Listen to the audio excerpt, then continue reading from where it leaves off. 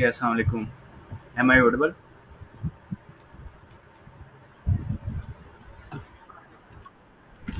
Okay. Okay, thank you, Dr. Noor, Dr. Meher. Okay. Okay. Cell pathology से हम start करेंगे आज और let's give you start a painting section. Okay. हम अभी लाइक मैंने पहले भी आपको बताया था कि परमानेंट सेल क्या होते हैं, लेबाइल सेल क्या होते हैं, स्टेबल सेल क्या होते हैं, राइट? ये हमने पहले बात की हुई है इसकी. तो अब हम उसको याद कैसे करना है सो दैट लॉन्ग टर्म के लिए इजी वे में हमारे पास ये सेल, ताकि एमसीक्यूज इजीली पिक हो जाए. ठीक है. तो इसलिए मैं आसानी के लिए थोड़ी सार्केस्टिक पेंटिंग बना देता हूँ.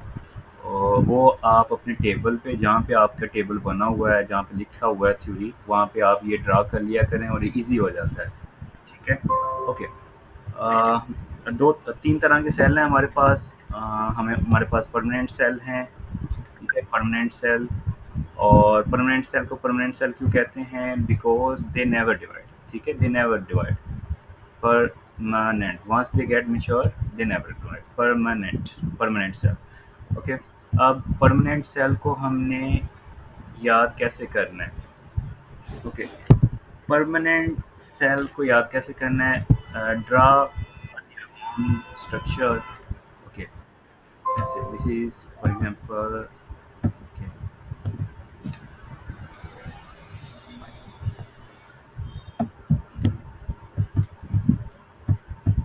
Okay. सेल बॉडी है और ये मैं सार्केज्म के लिए ये मसल ड्रा कर रहा हूँ जो कि कनेक्ट कर रहा है एक्सोन्स. ठीक है. एक्सोन को कनेक्ट कर रहा है इसके साथ.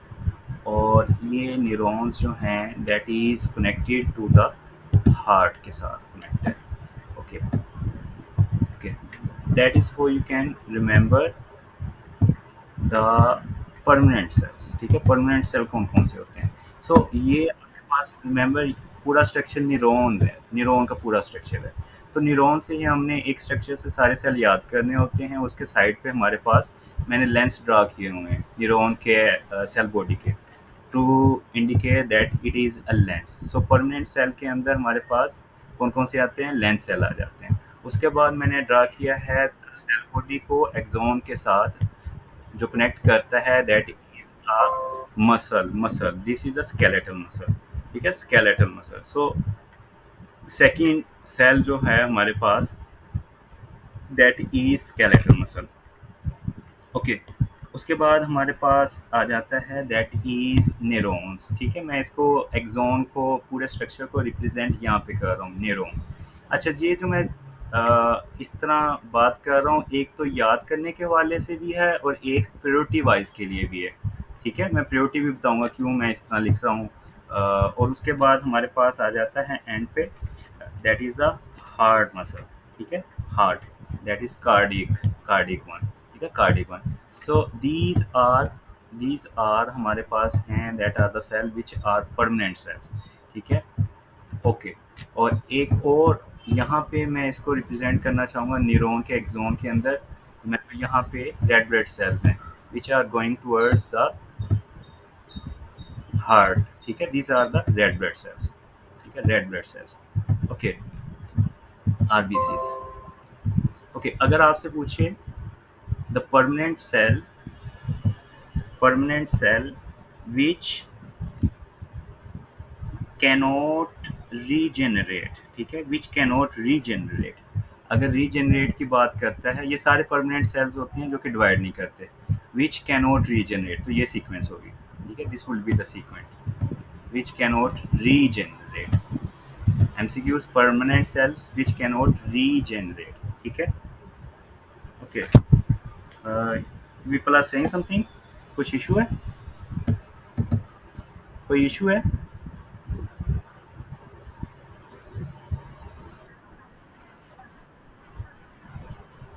क्या कह रही हैं?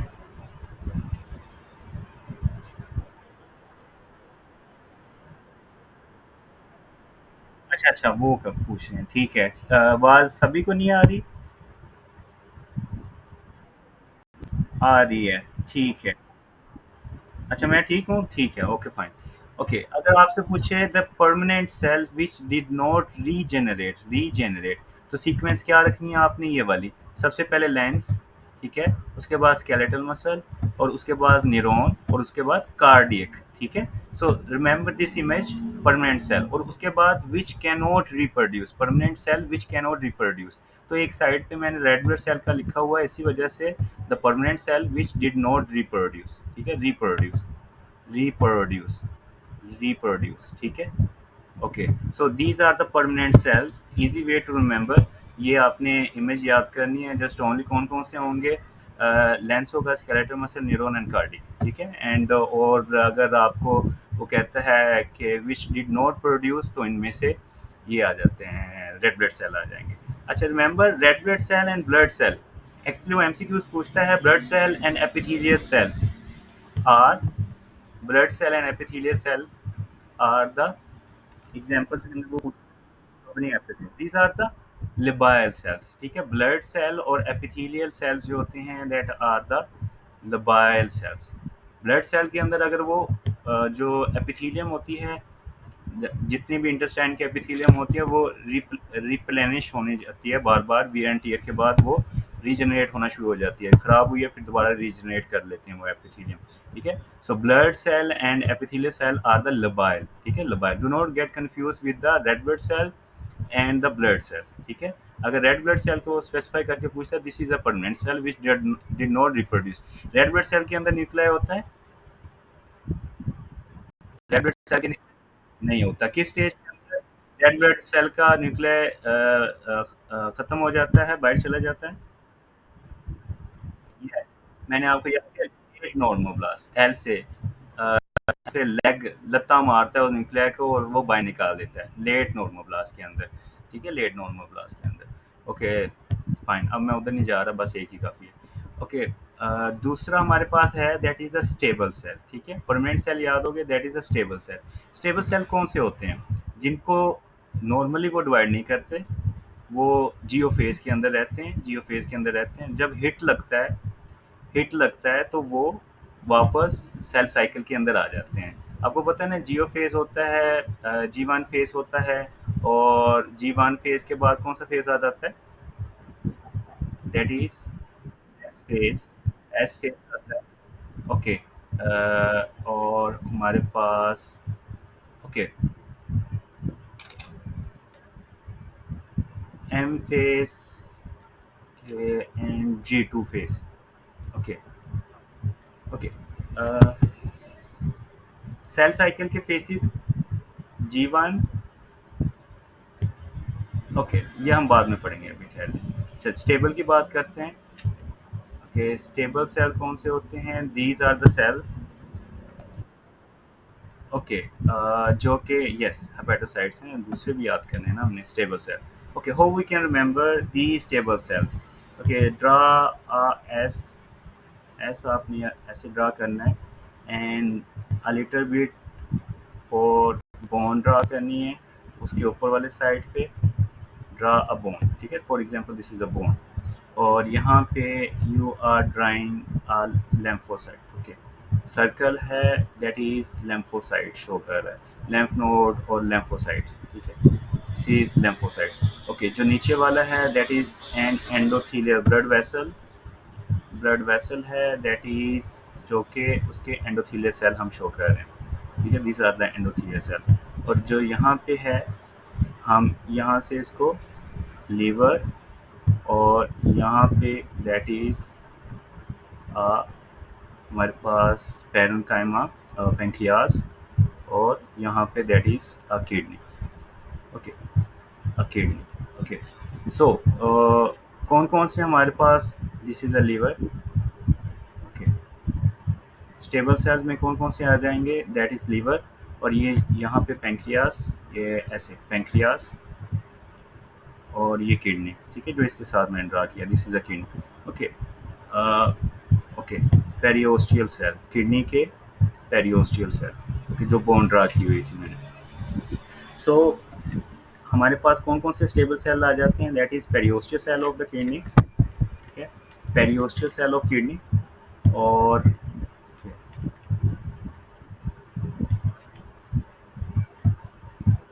Periosteal cell of the kidney, और उसके बाद हमारे पास parenchymal cells of the liver, जो मैंने यहाँ पे ड्रा किया है, किडनी एंड पेंक्रियास, ठीक है।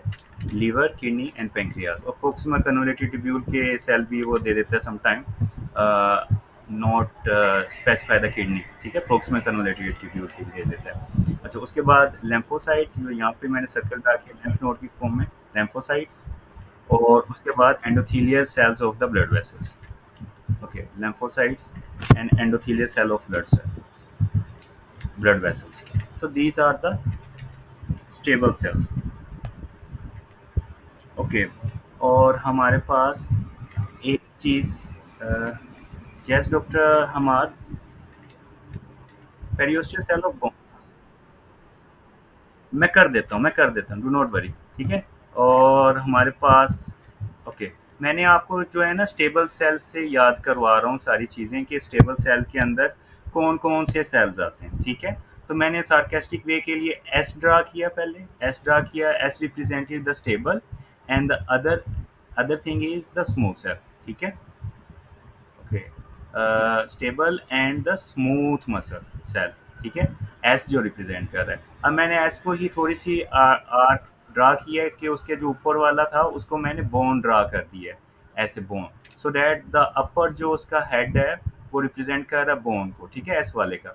और उसके जो मैंने साइड पे सेल ड्रा किए हैं, these are the periosteal cell, periosteal cell, ठीक है, periosteal cell of the bone, ठीक है, periosteal cell of the bone, ठीक है, ओके। दूसरा मैंने ड्रा किया है अबाउट जो उसकी स्पेस थी इन बिटवीन द, ऐसे लिम्ब के अंदर मैंने लीवर ड्रा कर दिया ऐसे, this is a liver, okay, this is a liver center के अंदर, ठीक है, लीवर, ओके, लीवर। और उसी के नीचे मैंने ऐसे गोल करके पेंक्रियास ड्रा कर दिया उसी के साथ, और उसके साथ अटैचमेंट करवाई है किडनी की, ठीक है, एक kidney, so that to know के parenchymal cells of the liver, pancreas and kidney, ठीक है। जब आप इमेज याद करेंगे करेंगे ऐसे एक दफ़ा देखेंगे, पेरियोस्टियल सेल आएगा ऊपर, periosteal cell of the bone, और पेरेन्काइमा के कौन सी बात आ जाएगी, that is parenchymal cell of the liver, kidney and pancreas.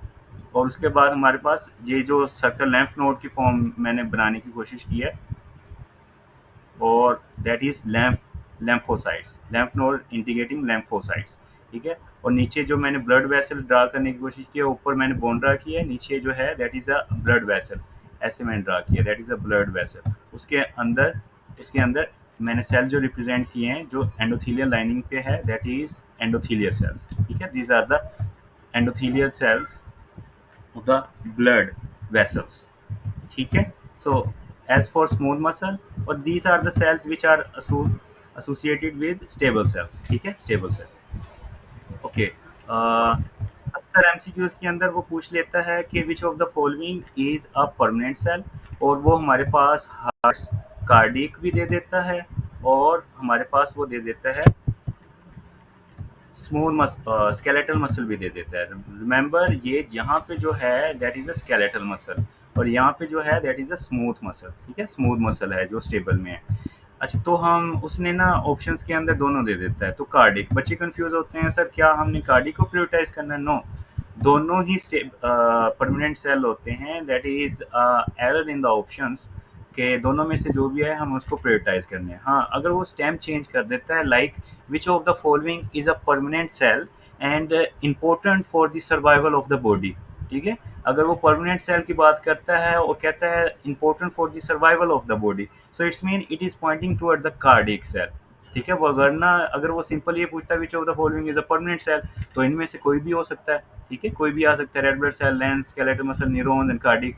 अगर वो स्पेसिफाई करता है विद द एक्टिविटी मूवमेंट के हवाले से, मूवमेंट ऑफ द बॉडी की अगर हवाले से परमानेंट सेल पूछ रहा है, तो that is a common sense thing ना, तो मूवमेंट ऑफ द बॉडी के अंदर स्केलेटल मसल इन्वॉल्वमेंट होंगे, not the cardiac muscle, permanent cell की बात कर रहा है। इसी तरह अगर वो परमानेंट सेल की बात कर रहा है और पूछता है विच कैन नॉट रिप्रोड्यूस, तो फिर हमने तो रेड ब्लड सेल को प्रेफर करना है। अगर, ठीक है, अगर वो बात करता है विच कैनॉट रीजनरेट की अगर बात करता है, तब ये प्रायोरिटी हमने फॉलो करनी है, lens, skeletal muscle, neurons and then cardiac, ठीक है। इज दैट क्लियर, ये पॉइंट क्लियर है आप लोगों को? ओके। और this is a way to learn, आपको easy way to learn the cells. अच्छा, दूसरे जो हमारे पास रह गए हैं cell, that is a labile cell, वो इजी होते हैं टू रिमेंबर, इसलिए उनकी डायग्राम्स की कोई ज़रूरत नहीं होती। लाइक जितने भी स्टेम सेल हो गए हैं, स्टेम सेल है, कवरिंग एपिथेलियल लाइनिंग है, ठीक है। और हमारे पास जितने जर्म सेल्स वगैरह होते हैं, दीज आर द वो स्टेम लबाइल सेल्स होते हैं जो कि डिवाइड होते रहते हैं, ठीक है, जो डिवाइड होते रहते हैं। अच्छा, और बोन मैरो के अंदर जो हैं एपिथेलियम लाइनिंग के हैं, और हेयर फॉलिकल्स वगैरह, ये सारे जो है ना, this are the labile cells, ठीक है। Okay fine. अब नेक्स्ट हम बात करते हैं अबाउट,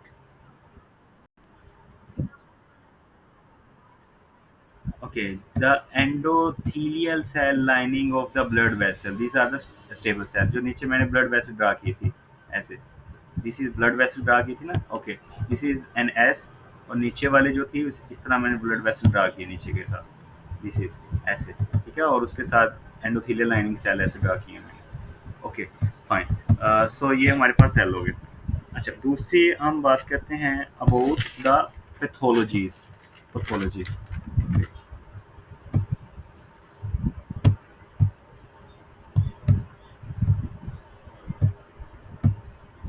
ओके प्लीज, मुझे कोई बता देगा कि हमारे पास परमानेंट सेल्स कौन कौन से होते हैं?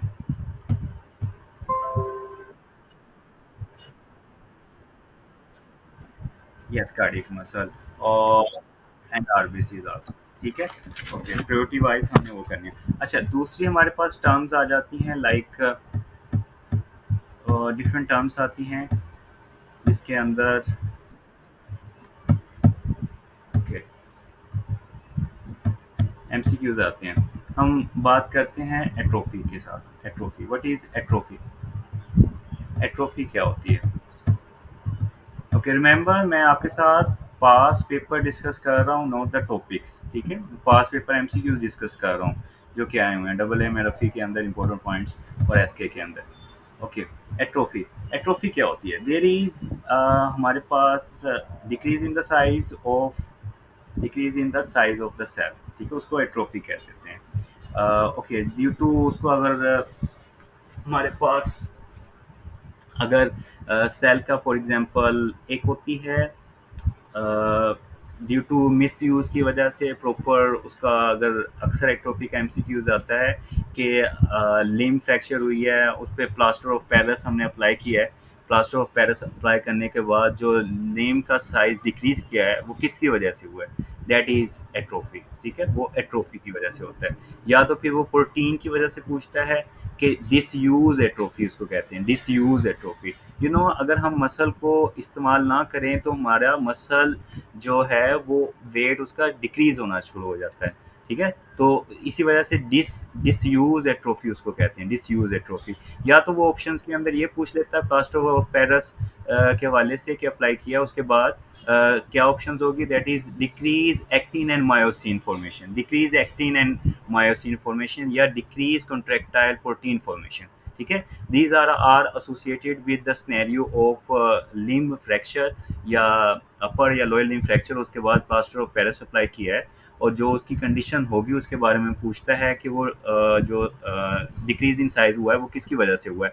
वो होगा डिसयूज एट्रोफी, या तो होगा decrease formation of contractile protein, ठीक है। ये डिफरेंट डिफरेंट सिनेरियो के अंदर डिफरेंट ऑप्शंस यही दी हुई हैं, इनमें से कोई भी एक आती है, ठीक है। डिक्रीज कॉन्ट्रैक्टाइल प्रोटीन फॉर्मेशन, ठीक है, कॉन्ट्रैक्ट प्रोटीन फॉर्मेशन, या decrease formation of the actin and myosin, ठीक है, contractile protein, okay, contractile protein formation, या decrease formation of actin, actin and myosin. मैंने आपको कल सार्कोमियर का स्ट्रक्चर दिखाया था ना, एक्टिन एंड मायोसिन का, हम बात कर रहे थे। अच्छा, किसी ने ग्रुप के अंदर एमसीक्यूज भेजा हुआ था एच जोन के हवाले से, उसने थिन फिलामेंट प्रेफर किया हुआ था, and that is sarcastic thing ना, it should not be myosin, thin filament. H zone is highly specific for myosin. या तो उसकी स्टेम गलत है, ठीक है, या तो वो सही तरह से हमें वो बतानी है, या तो उसकी की गलत है, जिसके अंदर H is highly specific for myosin, H zone is highly specific for myosin, not the thin filament. and the myosin is the thick filament. Okay. uh,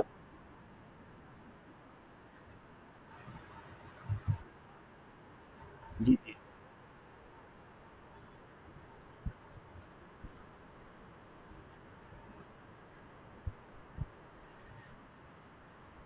अच्छा, इसका ना उल्टा होता है, रिलैक्स के अंदर ये बढ़ जाता है, कॉन्ट्रैक्शन के अंदर जो है ना, रिलैक्सेशन के अंदर कम हो जाता है, कॉन्ट्रैक्शन के अंदर ज़्यादा हो जाता है। ठीक है, इस तरह इसका है, मैं आपको वो डिटेल में बता दूंगा, उसके अंदर ग्रुप के अंदर पोस्ट कर दूंगा। ठीक है। ओके। अच्छा, एक्टिन एंड मायोसिन की बात कर ली, और उसके बाद decrease contractile protein disuse atrophy.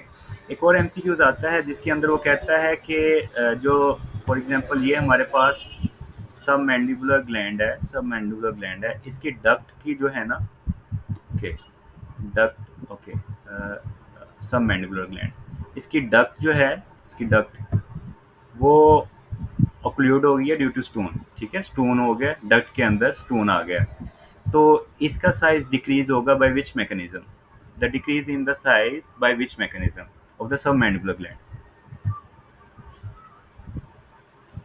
That will be the atrophy. ठीक है, रिमेंबर एट्रोफी। दूसरा एमसीक्यू, एट्रोफी होगी ना, atrophy, decrease in the size की अगर बात करें, साइज उसका डिक्रीज किया है, वो एट्रोफी होती है। ठीक है, एट्रोफी।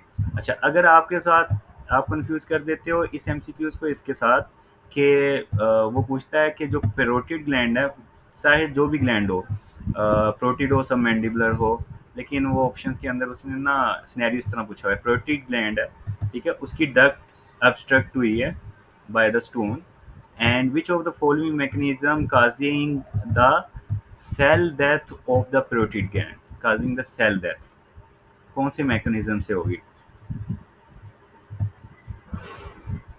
कौन सा मैकेनिज्म होगा उसके अंदर? Yes, that is apoptosis. ठीक है, जो कि हमारे पास, यस, दैट इज एपोप्टोसिस। ठीक है, अपोप्टोसिस होगी वो वाली। ठीक है, सेल डेथ की अगर बात करता है, bye which mechanism, that is apoptosis. हम अभी एपोप्टोसिस भी पढ़ेंगे कि एपोप्टोसिस क्या होती है। ठीक है, बट मैं यहाँ पे आपको ये दोनों को डिफ्रेंशिएट करना चाह रहा था, decrease in the size of the gland, that is atrophy, and the cell death due to the obstruction of the duct of the stone, due to duct by the stone in the protein gland, that is by which mechanism, apoptosis. ठीक है, apoptosis जो control programme cell death होती है। Okay. इसी तरह हमारे पास ना uterus के हवाले से आता है। Okay, for example this is a uterus. ठीक है, यूट्रस, यूट्रस के अंदर हमारे पास लाइन ग्लैंड्स भी हैं और स्ट्रोमा भी है। ठीक है। अच्छा, अब वो पूछता है कि हमारे पास नॉर्मली जो ग्लैंड्स टू स्ट्रोमा रेशो है ना, 2:1 होती है। अगर 2:1 हो तो that indicate glands to stroma ratio 2:1, gland ज़्यादा है, स्ट्रोमा कम है। ठीक है, ग्लैंड ज़्यादा है, स्ट्रोमा कम है, तो इसका मतलब ये होता है कि अगर हम यूट्रस की बायोप्सी लें तो क्या इंडिकेशन, कौन सा मैकेनिज्म होगा, क्या इंडिकेशन होगी हमारे पास, दैट इज हाइपरप्लेजिया। ठीक है, हाइपरप्लेजिया। अच्छा, हाइपरप्लेजिया होगा। Okay, hyperplasia. अगर हमारे पास स्ट्रोमा ज़्यादा है, ग्लैंड्स कम है, तो फिर क्या कंडीशन होगी, दैट इज एट्रोफी। एट्रोफी। ठीक है, atrophy of the uterus. So remember these thing. Atrophy के साथ मैंने आपको ये भी बताया है कि यूट्रस की हम जब बायोप्सी लेंगे, बायोप्सी लेने के बाद वो हमें बता रहा है कि हमने उसके अंदर जो माइक्रोस्कोपिक आइडेंटिफिकेशन की है, उसकी स्टडी की है, उसके अंदर स्ट्रोमा ज़्यादा है as compare to the gland, so it's mean the uterus is undergoing atrophy. ठीक है, एट्रोफी हो रही है। अगर वो कहे कि ग्लैंड ज़्यादा है, 2:1 है as compare to the stroma, तो फिर क्या होगा, हाइपरप्लेजिया होगा, हाइपरप्लेजिया। इज दैट क्लियर, ये पॉइंट क्लियर है? हाइपरप्लेजिया क्या होता है? Hyperplasia is increase, increase, yes, increase in the number of cells. ठीक है, नंबर ऑफ सेल्स। तो ये जो परमानेंट सेल होंगे वो हाइपरप्लेजिया शो करेंगे।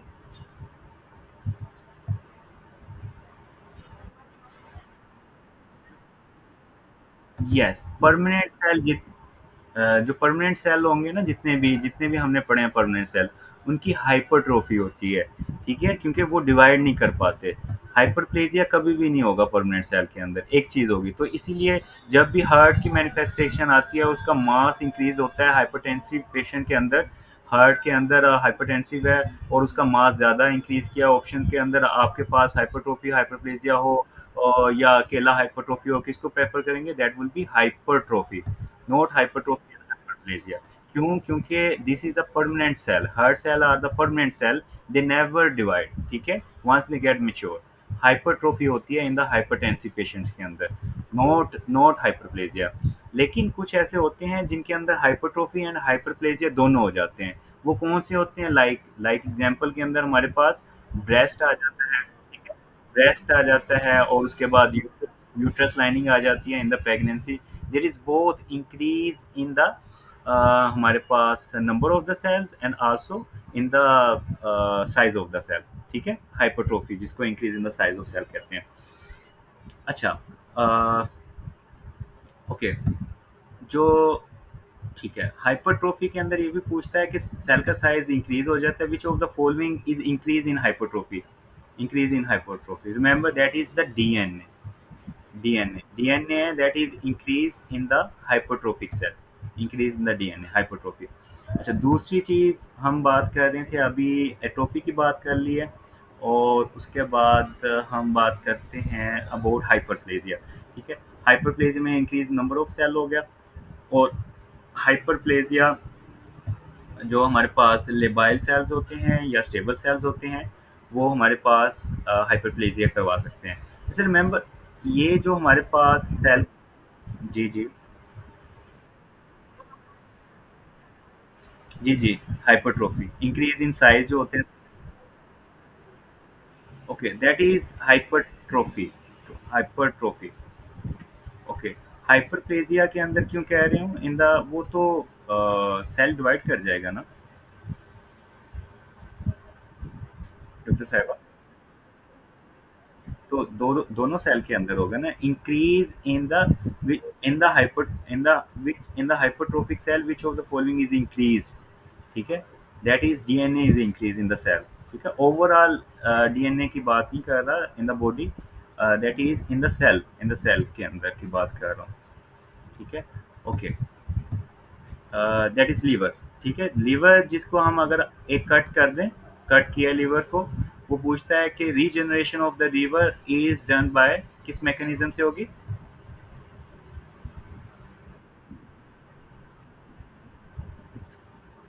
नहीं, हाइपरप्लेजिया ना मैकेनिज्म पूछ रहा हूँ, हाइपरप्लेजिया। ठीक है, अगर मैं हाइपरप्लेजिया से होगी, hyperplasia, okay. No doubt hypertrophy भी हो जाती है सेल इंजरी के अंदर, ऐसा नहीं है कि रीजनरेशन की अगर बात करें दैट इज हाइपरप्लेजिया। अच्छा, और हमारे पास दूसरे हेपेटोसाइट्स के अंदर हाइपरट्रोफी भी हो जाती है इंजरी के बाद, ये नहीं है कि होती नहीं है। अच्छा, उसके बाद हमारे पास पूछता है कि फैक्टर कौन सा इन्वॉल्वमेंट होती है which causing the regeneration, that is hepatocyte growth factor, hepatocytes growth factor. ठीक है, hepatocyte growth factor which causing the increase in the number of the cells. अच्छा, कितने वीक्स के अंदर रीजनरेशन हो जाती है? आई थिंक सो, कितने वीक्स होते हैं, किसी ने पढ़ा है? 7 वीक्स तक नहीं था?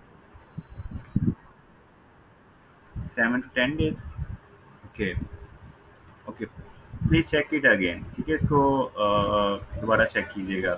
Okay, fine, regeneration of liver की बात कर ली हमने, हाइपरप्लेजिया। अच्छा, उसके बाद हमारे पास आ जाता है, देयर इज हाइपरट्रोफी की बात कर ली, increase in the size of the cell, and there is increase in the DNA in the cells. ठीक है, ओके, एक हमारे पास जो हाइपरप्लेजिया होता है, हमारे पास पैथोलॉजिकल भी हो सकता है। पैथोलॉजिकल के अंदर जो कि जिसके अंदर हमारे पास ड्यू टू एंडोमेट्रियम लाइनिंग के अंदर हमारे पास इंक्रीज कर जाती है ड्यू टू सम इन्फेक्शन या न्यूप्लेजिया की वजह से। ओके, एंड थायराइड हाइपरप्लेजिया की हम बात करते हैं, thyroid hyperplasia. Okay, these are the pathological, physiological भी होता है। अच्छा, एक होता है हमारे पास metaplasia. What is metaplasia?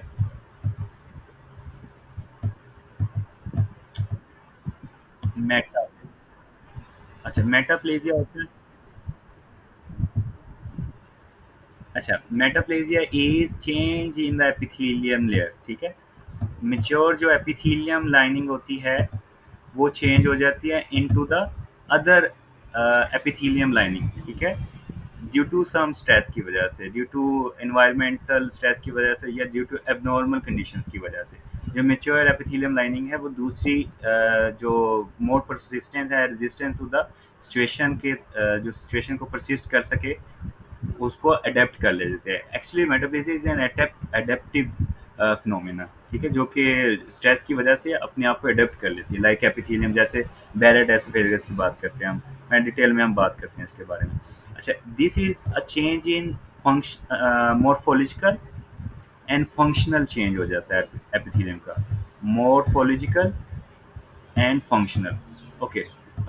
Morphological and functional change होता है, morphological morphological and functional, okay, and functional, morphological and functional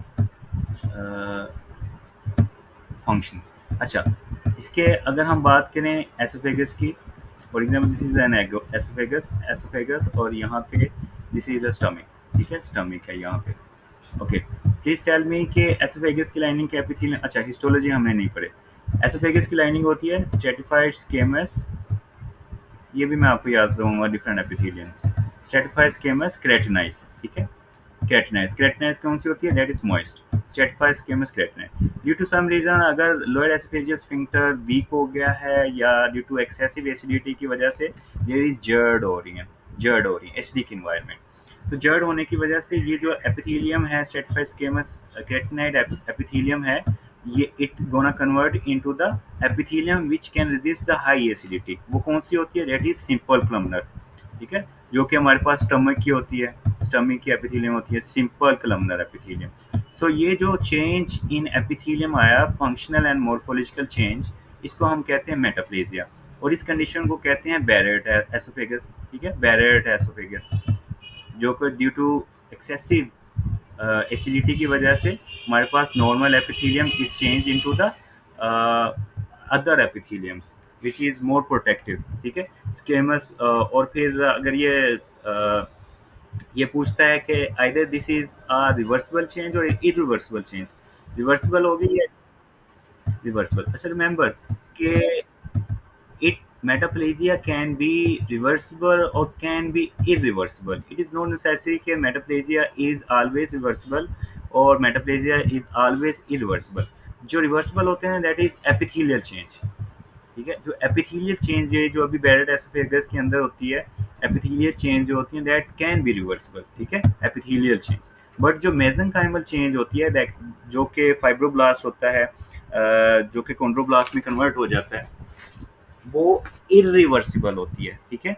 जो फाइब्रोब्लास्ट होता है, मेसेंकाइमल चेंज जितनी भी होती हैं, फाइब्रोब्लास्ट के ऑप्शंस हैं हमारे पास, और उसके बाद हमारे पास आ सकती है ओस्टियोब्लास्ट वगैरह, ठीक है, जो फाइब्रोब्लास्ट कन्वर्ट हो जाता है टू द कॉन्ड्रोब्लास्ट या osteoblast, mesenchymal. So remember the metaplasia can be reversible और can be irreversible. Yes doctor Iqra, yes doctor.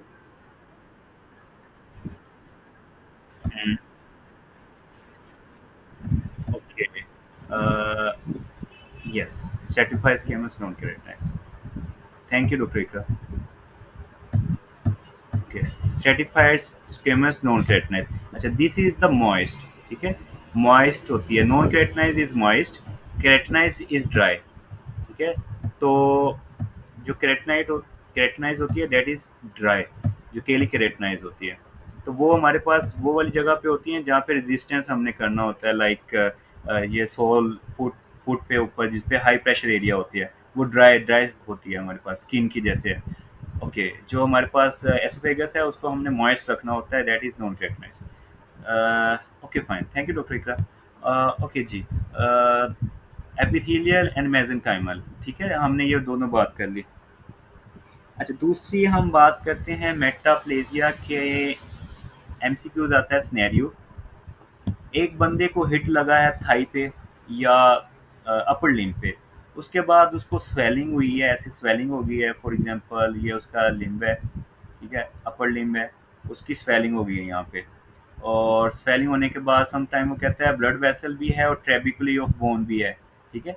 Some time वो कहता है कि ये स्वेलिंग बनी है और उसके बाद 3 मंथ तक रही है, और आप विद इन 1 ईयर के बाद वो रिग्रेस कर गई है। What will be that mechanism? 1 year के बाद regress, that will be metaplasia. और ये डायग्नोसिस क्या होगा?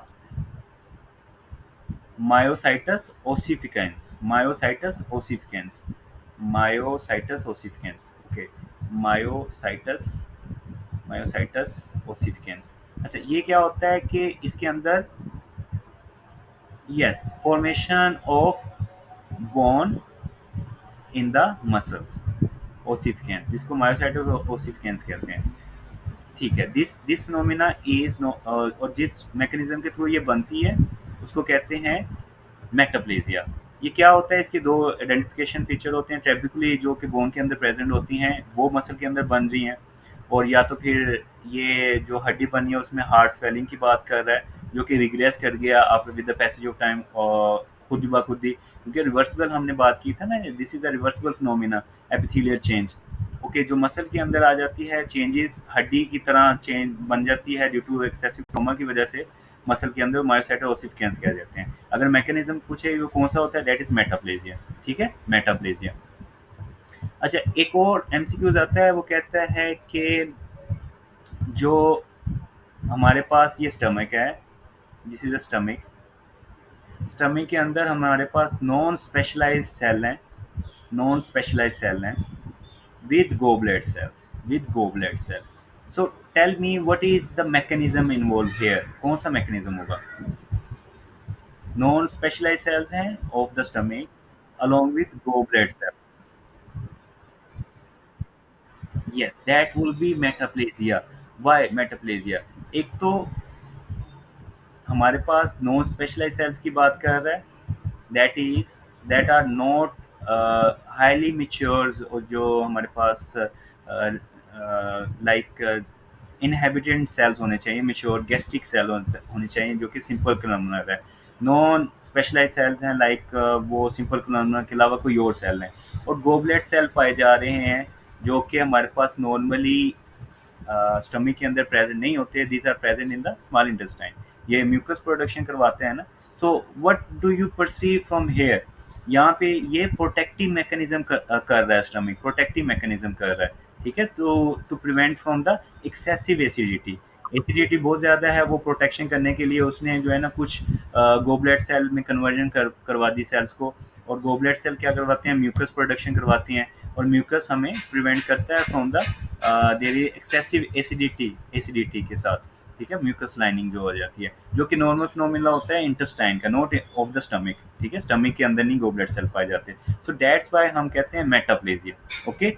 एक और एमसीक्यूज आता है जिसके अंदर वो पूछता है कि हमारे पास like, okay, for example this is a stomach, या स्टमक के अंदर वो कहते हैं there is, yes doctor Hammad.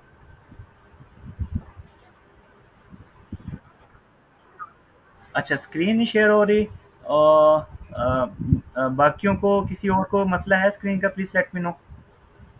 किसी को भी नहीं हो रही? अच्छा डॉक्टर हमाद, बाकी तो कह रहे हैं हो रही है। अच्छा, दोबारा कर लें, वैसे मेरे मोबाइल से जो मैंने लॉग इन किया हुआ है ना वहाँ से भी शो हो रही है, मोबाइल पे भी मेरे शो हो रही है, ओके। किसी से ना पूछ लें, आपका इशू आता है कि वो पिन कैसे करना होता है, आई थिंक सो, मुझे शायद, अच्छा स्क्रॉल अप कर लो, डॉक्टर अली कह रहे हैं स्क्रॉल अप कर लें, ओके। यहाँ पे जो है ना स्टमक के अंदर अगर वो बात करता है कि ये there is pancreatic tissue in the stomach, ठीक है, pancreatic tissue in the stomach की बात कर रहा है, तो इसका मतलब है कि पैंक्रियाज के टिश्यू यहाँ पे आए हैं। सो रिमेंबर, मैंने इसको ऐसे याद करिए, इस कंडीशन को कहते हैं कोरियोस्टोमा। कोरियोस्टोमा, कोरियोस्टोमा क्या होता है? कहीं और के टिश्यू कहीं और पे पाए जाना, दैट इज कोरियोस्टोमा। मैं remember it by this mnemonics, choristoma, कहीं और के टिश्यू कहीं और पे पाए जाना, दैट इज कोरियोस्टोमा, ठीक है। कोरियोस्टोमा, कोरियोस्टोमा क्या है कि लाइक पैंक्रियाटिक पैंक्रियाज के अंदर हमारे पास पैंक्रियाज के अंदर गैस्ट्रिक टिश्यू पाए जाएं, या हमारे पास हार्ट के अंदर कोई और टिश्यू पाए जाएं, या गॉल ब्लैडर के अंदर गैस्ट्रिक टिश्यू पाए जाएं। So this is referring toward the phenomena choristoma. ठीक है, इज दैट क्लियर? कहीं और के टिश्यू कहीं और पे पाए जाएं, दैट इज कोरियोस्टोमा। अच्छा, एक होता है, ओके ओके कर लेते हैं सर, कर लेते हैं। Okay, okay fine. This is, अब हम बात करते हैं अबाउट, ओके कोरियोस्टोमा की बात कर ली। आगे हमें एक होता है हिमाटोमा। हिमाटोमा, ठीक है, हिमाटोमा, ओके, हिमाटोमा, ओके। और एक होता है हमारे पास एप्लेजिया, और एक होता है एनाप्लेजिया।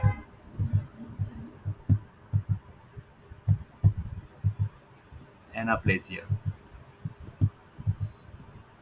एनाप्लेजिया, एक होता है डिस्प्लेजिया, ओके, डिस्प्लेजिया,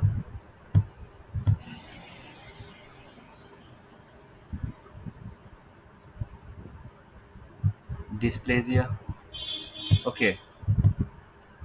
क्या कह रही हैं? अच्छा, डिस्प्लेजिया, और एक होता है हमारे पास न्यूप्लेजिया। ठीक है डॉक्टर साहिबा, ओके। न्यूप्लेजिया, न्यूप्लेजिया का तो पता है ना सभी को क्या होता है? Neoplasia is uncontrolled cell growth. Neoplasia uncontrolled cell growth जिसको कहते हैं, कैंसर को कहते हैं। ठीक है, कैंसर को कह देते हैं।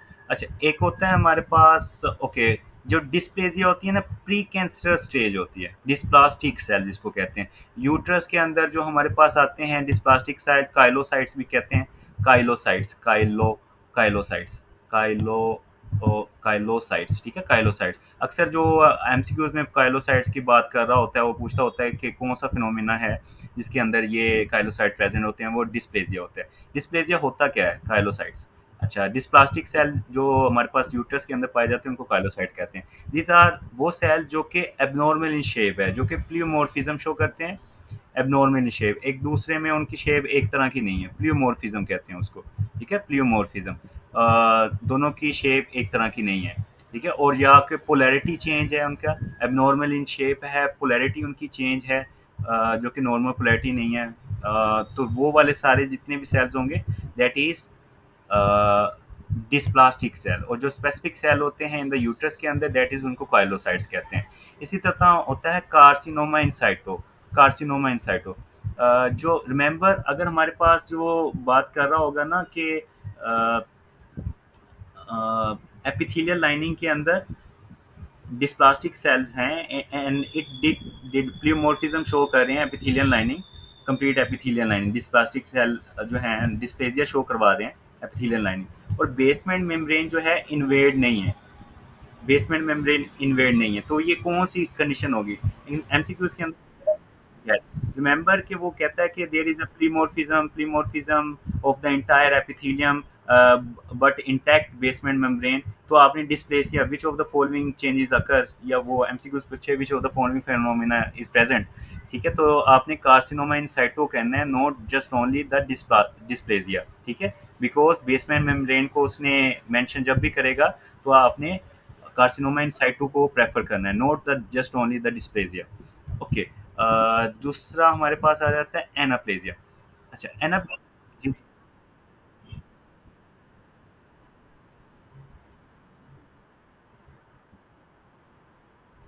ये क्या कहते हैं, क्या फंक्शन होता है? ये dysplastic cell, this is an abnormal cell. ठीक है, it perform abnormal functions, normal function perform नहीं करता। ठीक है, that is not a normal cell. Okay, anaplasia is, anaplasia is हमारे पास एप्लेजिया है, एक एनाप्लेजिया है। लूज ऑफ जो मेच्योर, फॉर एग्जांपल अगर कोई सेल बन गया है, मेच्योर हो गया है, सेल बन गया है, मेच्योर हो गया, जो मेच्योर सेल बना है ना, उसने फंक्शनल और स्ट्रक्चरल अगर लूज हो गया उसके अंदर, मेच्योर सेल के अंदर, उसको कहते हैं anaplasia, lose of functionality and structurally and functionally. ठीक है, वो हमारे पास that is anaplasia. Okay.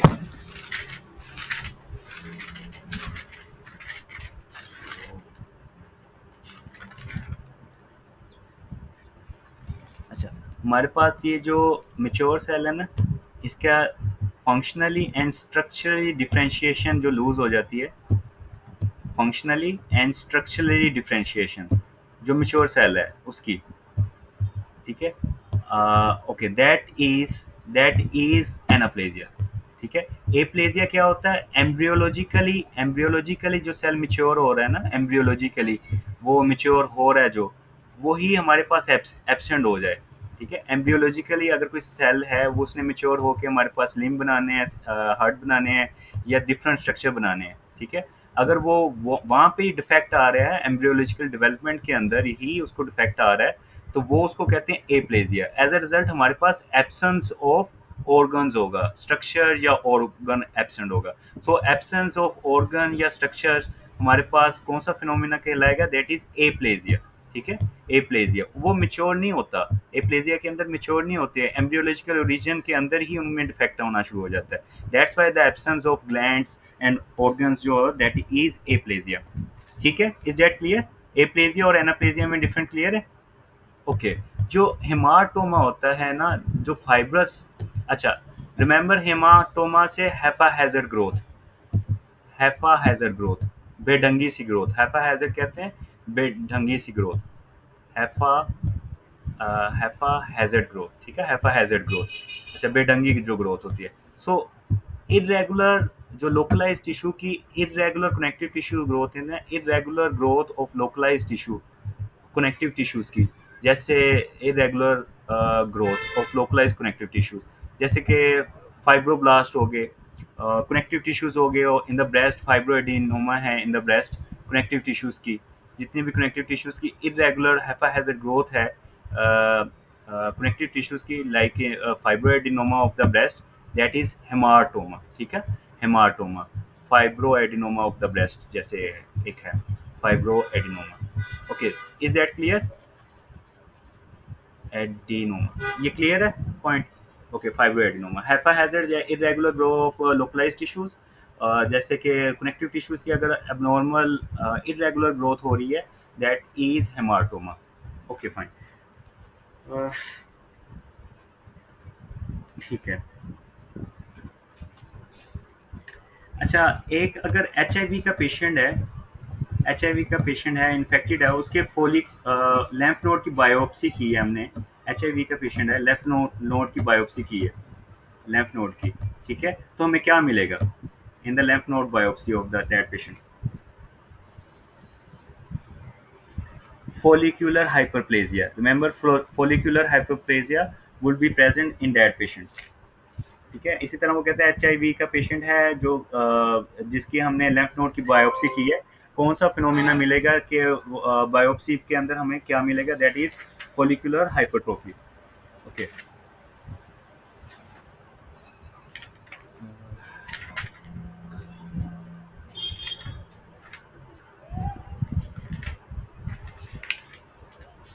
Okay fine.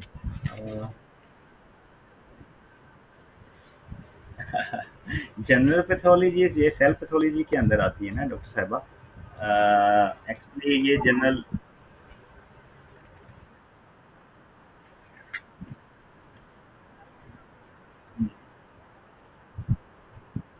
Okay, तो वहाँ पे हम दोबारा बात कर लेंगे उधर। ठीक है, या तो फिर हम उधर दूसरी चीज़ें डिस्कस कर लेंगे। ओके। अच्छा, इसी तरह, सॉरी,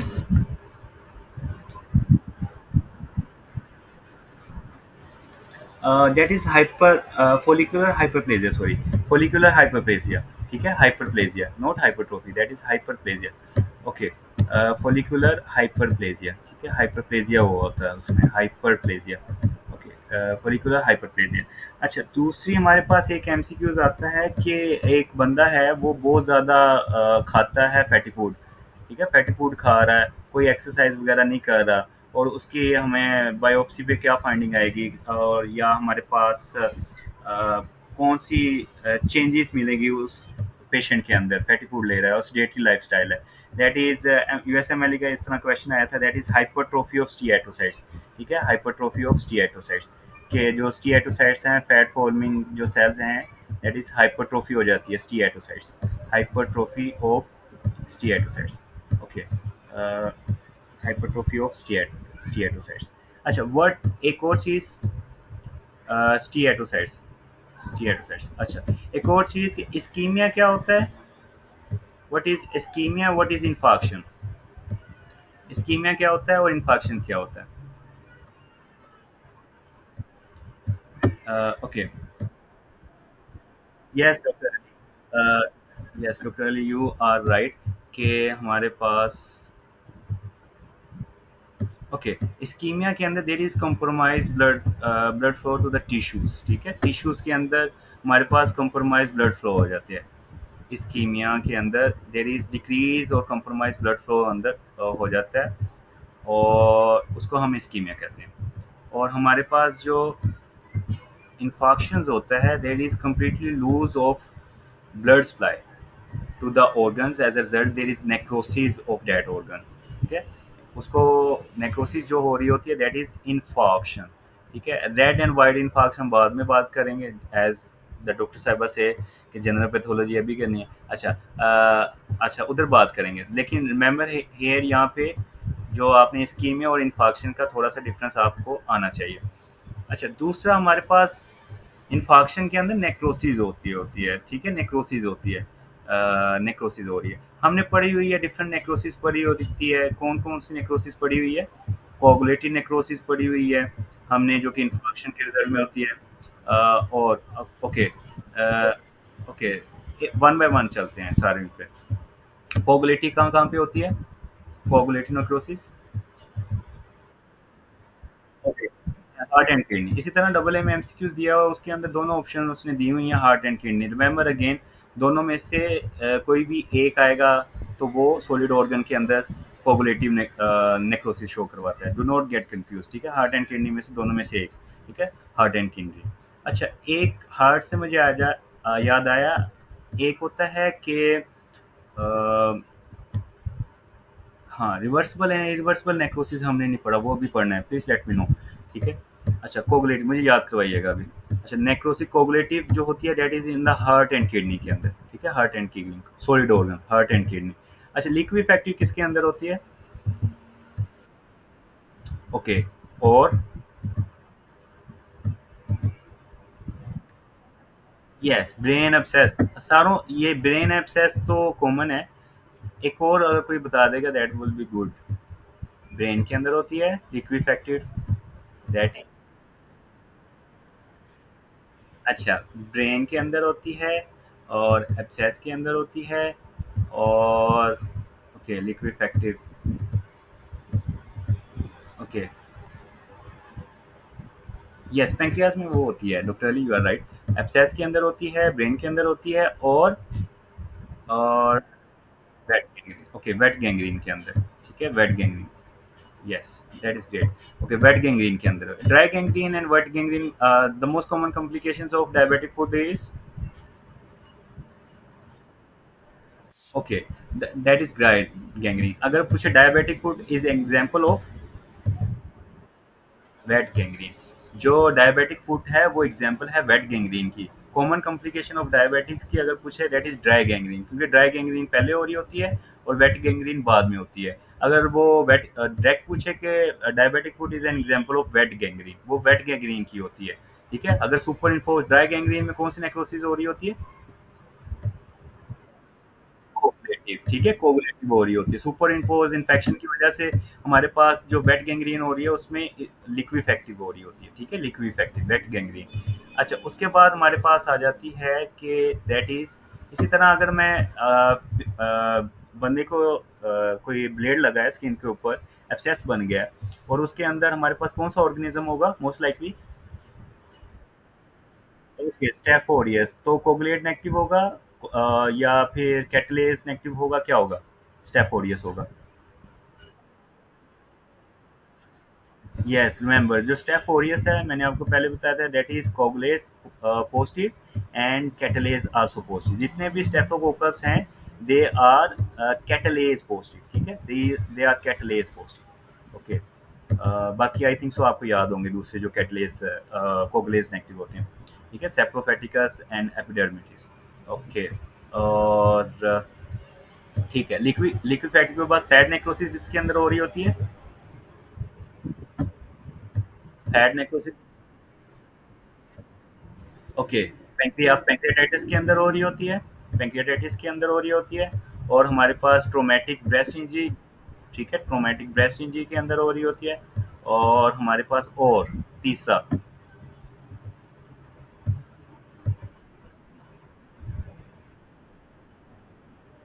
तो वो पैंक्रियाटाइटिस में ही आ गया डॉक्टर साहबा, मोमेंटम, ठीक है, मोमेंटम के अंदर भी हमारे पास फैट नेक्रोसिस हो रही होती है, ठीक है, मोमेंटम के अंदर भी। ओके, सो दीज आर हमारे पास पैंक्रियाटाइटिस, ठीक है, पैंक्रियाटाइटिस, ट्रोमेटिक ब्रेस्ट इंजरी के अंदर और मोमेंटम के अंदर। और हमारे पास कौन सी नेक्रोसिस रहेगी?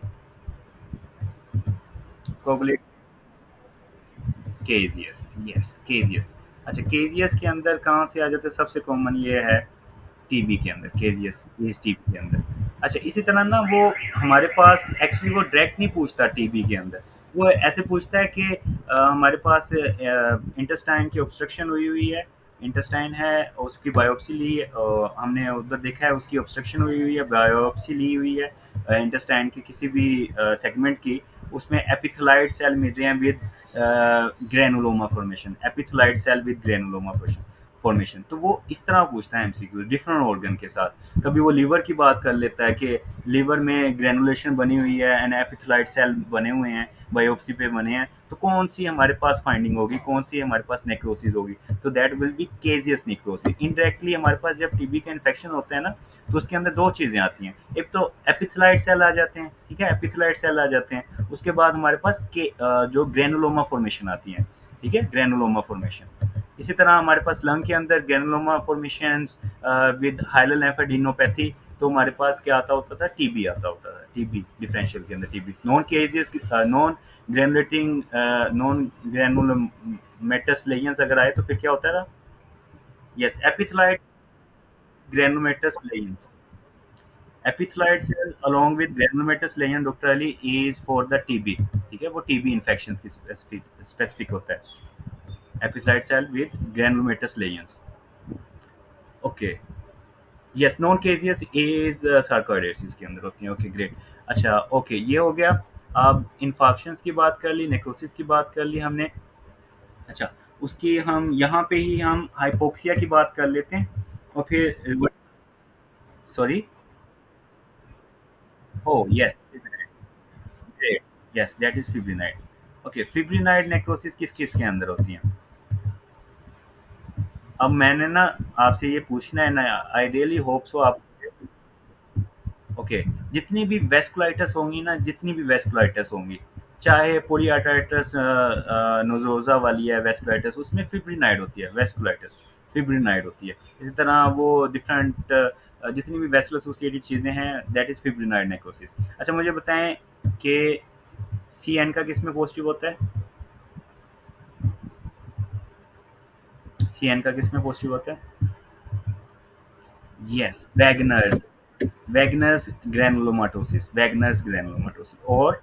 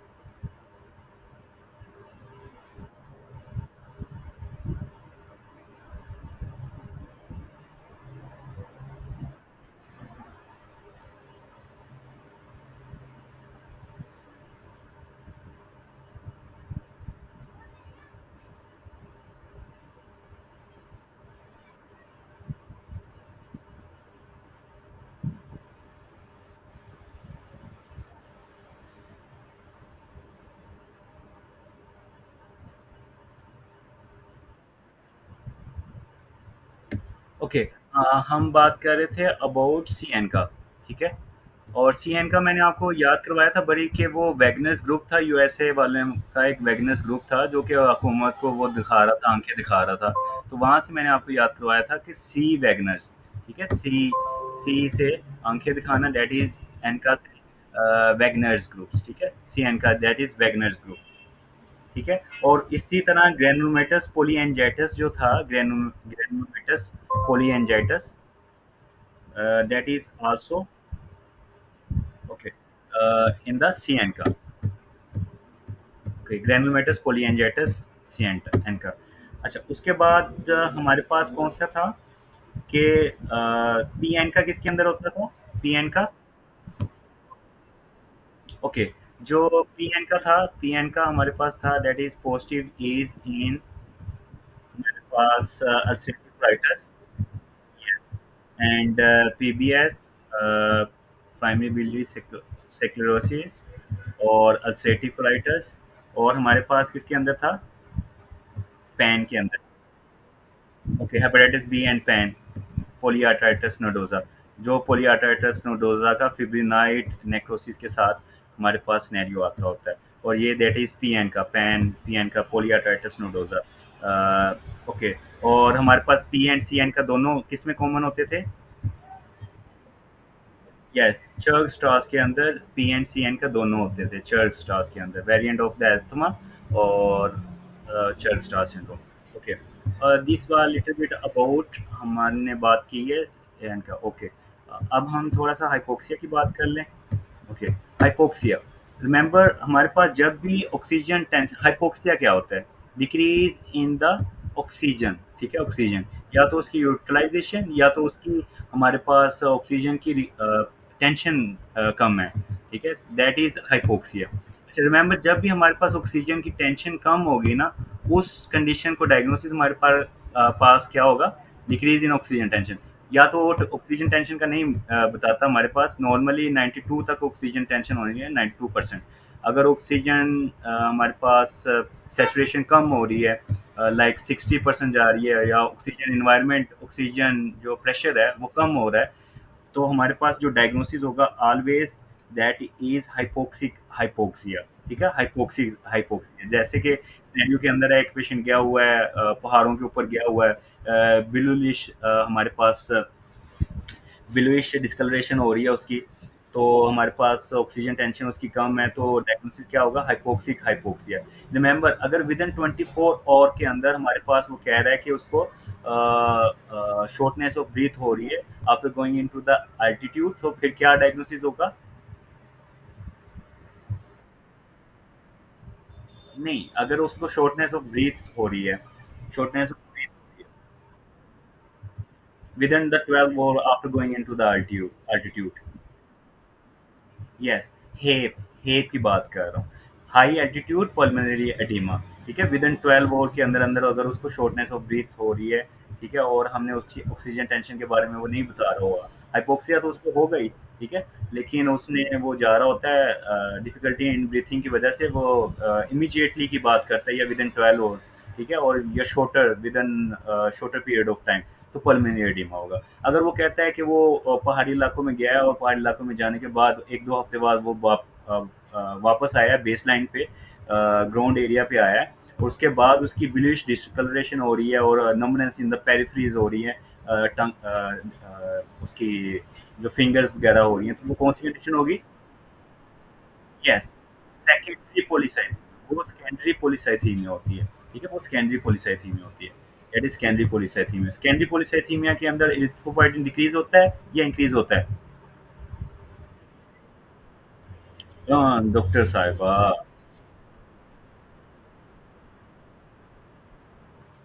अच्छा, नहीं कोई सीधा करेगा डॉक्टर नूर को? एनीबॉडी? ओके, किस हमारे पास कंडीशंस के अंदर, ओके, हम पीछे आ रहे हैं। ओके, ओके, क्या कह रही हैं आप? Okay, doctor Fatima Anam please अपना माइक ऑफ कर लें please. Doctor Fatima, doctor Fatima please अपना माइक ऑफ कर लें। अच्छा, वो मुझे लग रहा है सो अच्छा नहीं, शायद मुझे यही लगने लग गया था डॉक्टर फातिमा सो रही हैं करके ना। अच्छा जी। अच्छा, हमारे पास पॉलीसाइथीमिया रबरा वेरा ओनली पॉलीसाइथीमिया जिसके अंदर एरिथ्रोपोइटिन डिक्रीज़ करता है। बाकियों में इंक्रीज़ करता था। Secondary polycythaemia due to increase erythropoietin. ठीक है? Erythropoietin. Okay, okay, erythropoietin. Okay. अच्छा, एरिथ्रोपोइटिन कोई बात नहीं है, हो जाता है।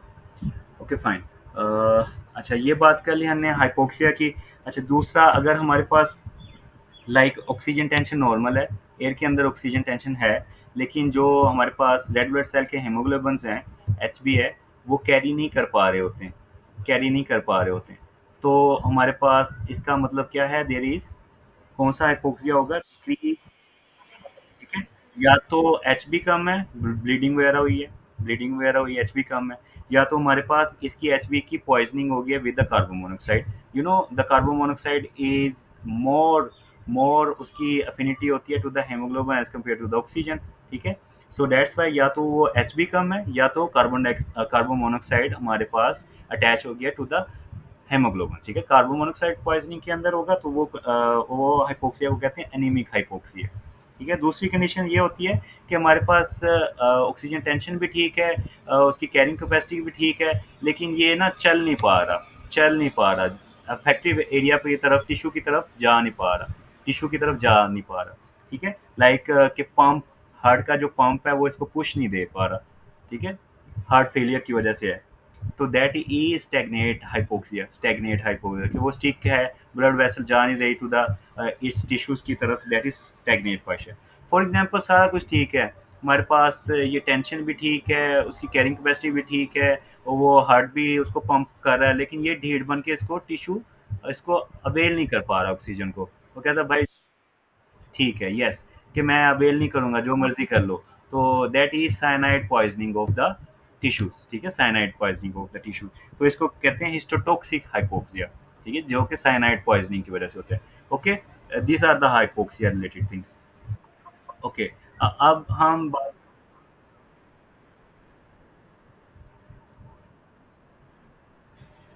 यस, तो आप देखें ना, अंडरस्टूड चीज़ है हाइपोक्सिया के अंदर में।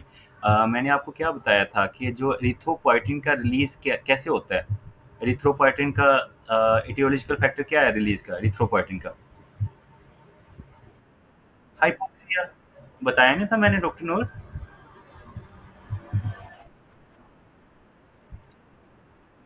तो अच्छा, तो एरिथ्रोपोइटिन क्या करवाता है? एरिथ्रोपोइटिन क्या करवाता है? एरिथ्रोपोइसिस होने की वजह से क्या होता है? यस, आरबीसी ज़्यादा हो जाते हैं। पॉलीसाइथीमिया के अंदर क्या होता है? तो फिर वो वही बात नहीं होती डॉक्टर साहिबा, डॉक्टर नूर? क्या चीज़? क्या कह रही हैं? अभी भी कन्फ्यूज़ हैं? देखिए हाइपोक्सिया, देखिए हाइपोक्सिया क्या होता है? हाइपोक्सिया यानी क्या स्टिमुलस होता है, वो एरिथ्रोपोइटिन को स्टिमुलेट करवाता है। एरिथ्रोपोइटिन कहाँ से निकलता है?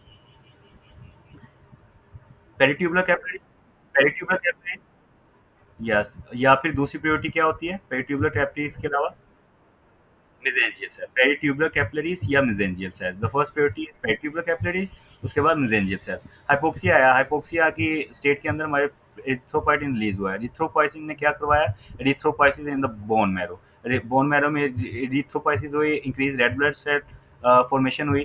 ठीक है? So that is secondary polycythaemia हो गया हमारे पास। ये जो इंक्रीज हमारे पास रेड ब्लड सेल है, that is a polycythaemia things, और ड्यू टू इंक्रीज इथ्रोपोइटिन की वजह से हुआ है, इस वजह से हम इसको सेकेंडरी पॉलीसाइथीमिया कह देते हैं। अगर इथ्रोपोइटिन इंक्रीज ना हुआ होता, फिर ही हमारे पास रेड ब्लड सेल इंक्रीज हो रहे होते हैं, वो पॉलीसाइथीमिया रूब्रा वगैरह हो जाना था।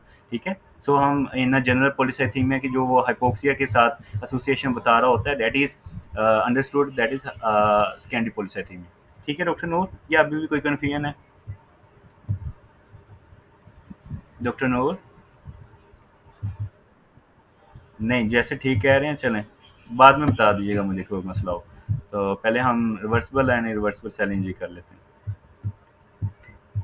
आपके ठीक है जैसे कह रहे हैं ना, कहते हैं बस ठीक है सर। अच्छा तो फिर बताएं ना, फिर ये ऐसे है तो फिर मसला क्या है? मैं कौन सा मैंने कौन सा आपको क्या कहते हैं अटेंडेंस कम कर देनी है?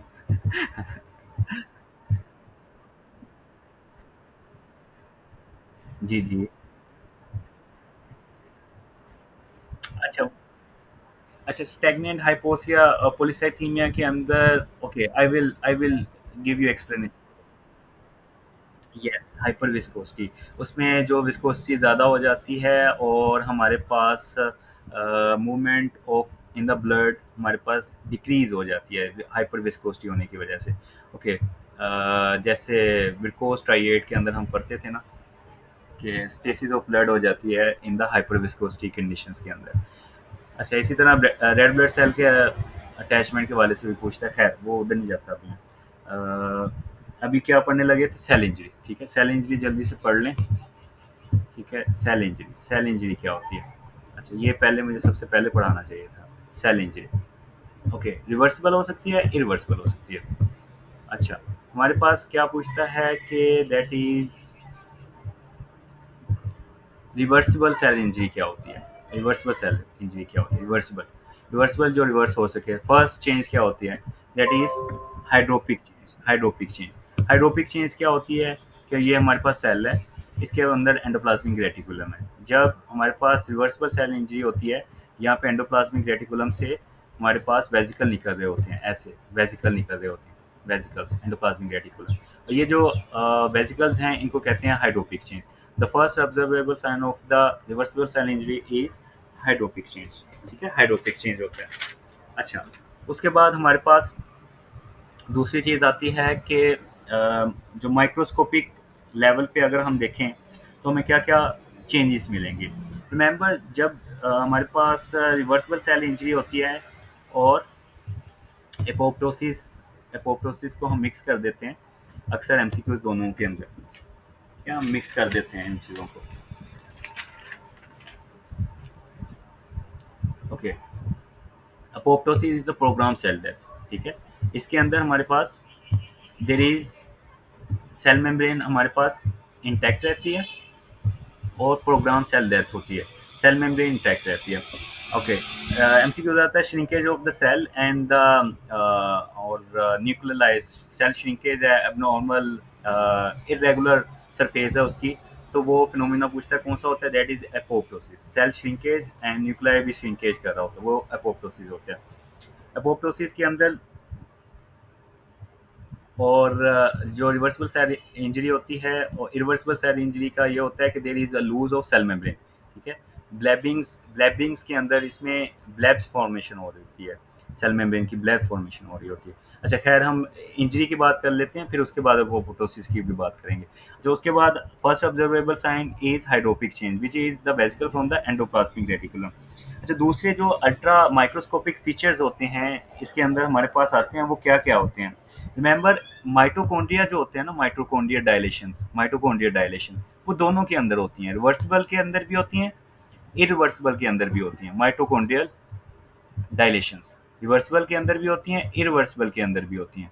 दोनों के अंदर हमारे पास माइटोकॉन्ड्रियल डायलेशंस होती हैं। ठीक है, अब डिफरेंस क्या होता है कि हमारे पास जो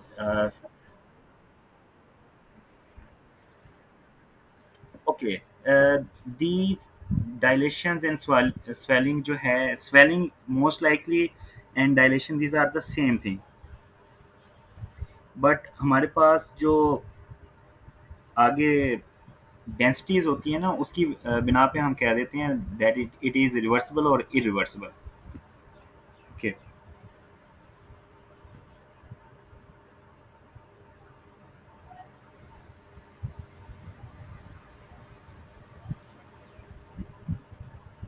ओके, अगर वो केला माइटोकॉन्ड्रियल स्वेलिंग की बात कर रहा है, डेंसिटी की उसने बात नहीं की हुई, कोई डेंसिटी के बारे में नहीं बताता, दैट इज रिवर्सिबल। ठीक है, रिवर्सिबल।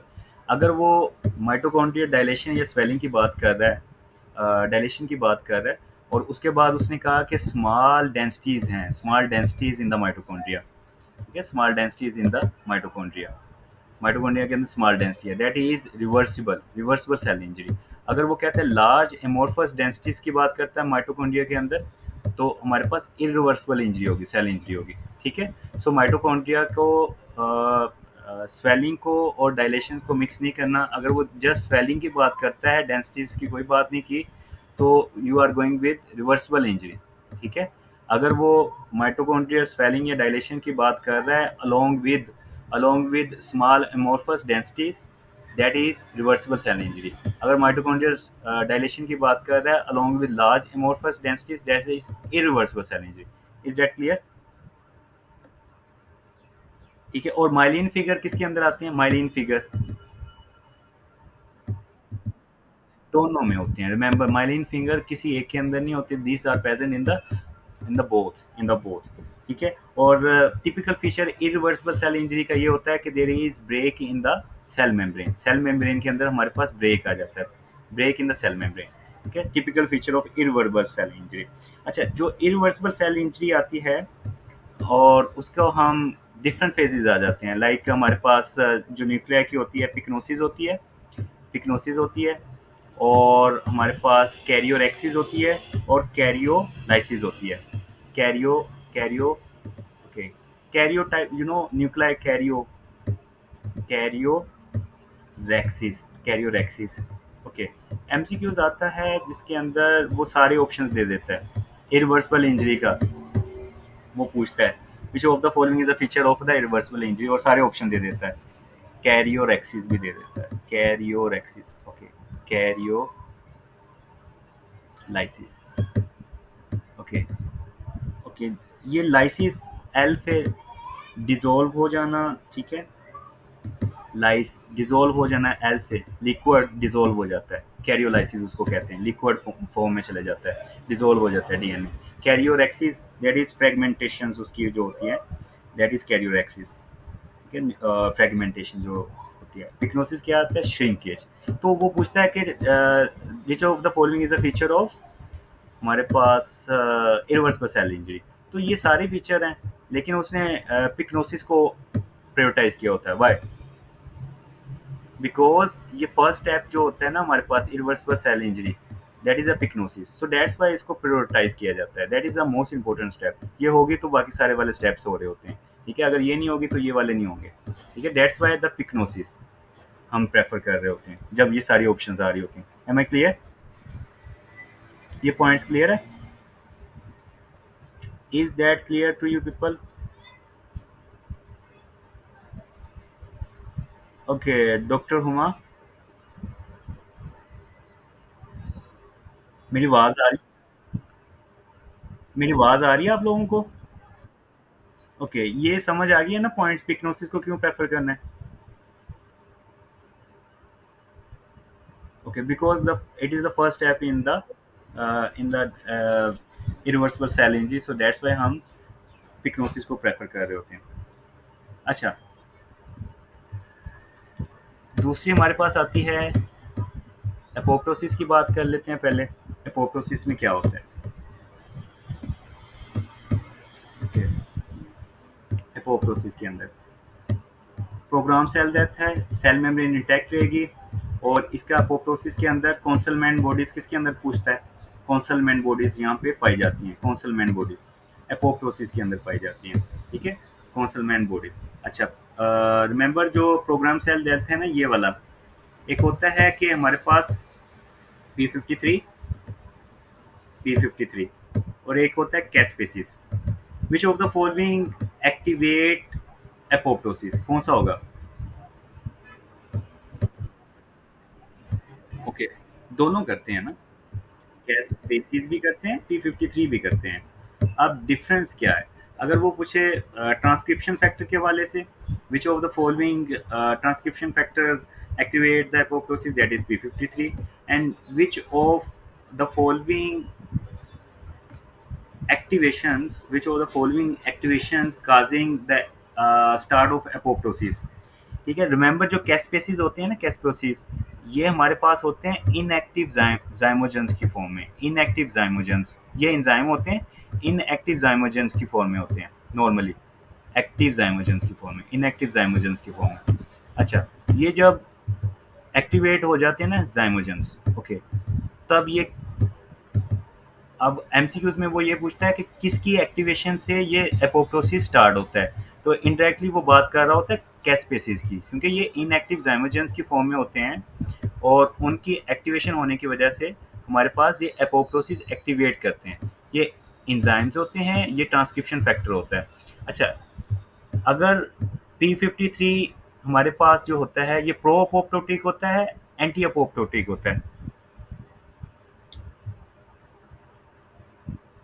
प्रो अपोप्टोटिक ही होगा ना, स्टार्ट द अपोप्टोसिस। ठीक है, ठीक है, start the apoptosis, start the apoptosis.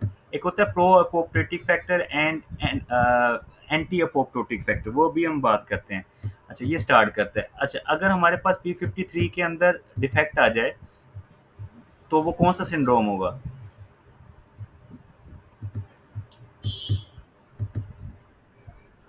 लाइफोमेनी syndrome, लाइफोमेनी syndrome, ठीक है। ये जो P53 के अंदर हमारे पास डिफेक्ट होता है, जो सिंड्रोम होता है लाइफोमेनी सिंड्रोम हो जाता है। तो अगर इसमें डिफेक्ट आ गया तो हमारे पास सेल की अनकंट्रोल्ड डिवीजन होगी या अनकंट्रोल्ड डेथ होगी?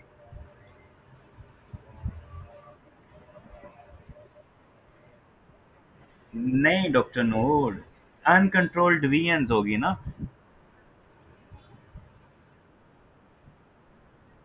Yes, that will cause the cell survivor ना। तो अनकंट्रोल्ड डिवीजन होगी ना। ये P53 क्या करवाता है? एपोप्टोसिस। एपोप्टोसिस में क्या होता है? प्रोग्राम सेल डेथ होती है। जो बेढंगे से सेल होते हैं उनकी डेथ होनी शुरू हो जाती है।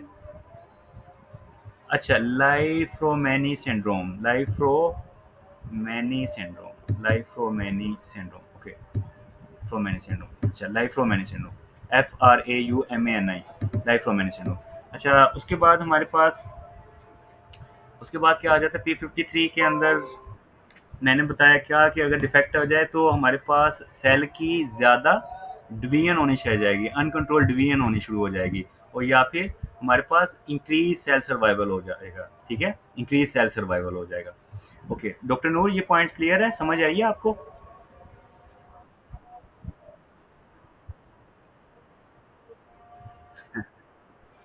अच्छा जी, ठीक है जी।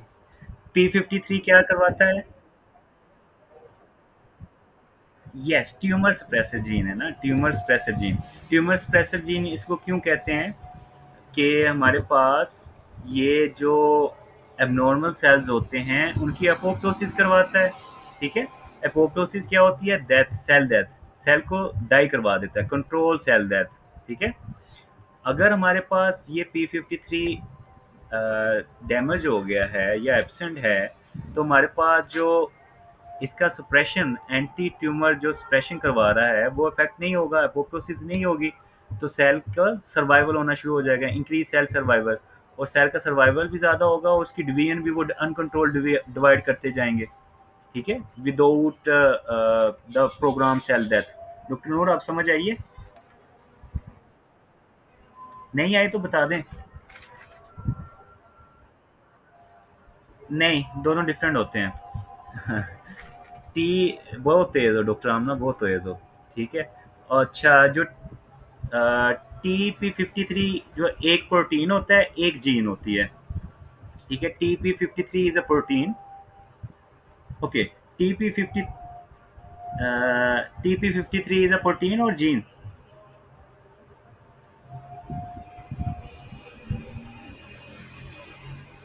ओके, समवन सेज कि TP53 इज अ जीन। नहीं नहीं, वो डिफरेंट होते हैं। TP53 is a gene and P53 is a protein. P53 is a protein, P53 is protein. Okay, अगर किसी को इसमें दोबारा चेक कीजिएगा, if I am wrong then share in the group. ठीक है। Yes, P53 is a protein and TP53 is a gene. ये gene होता है, TP53 इज अ जीन।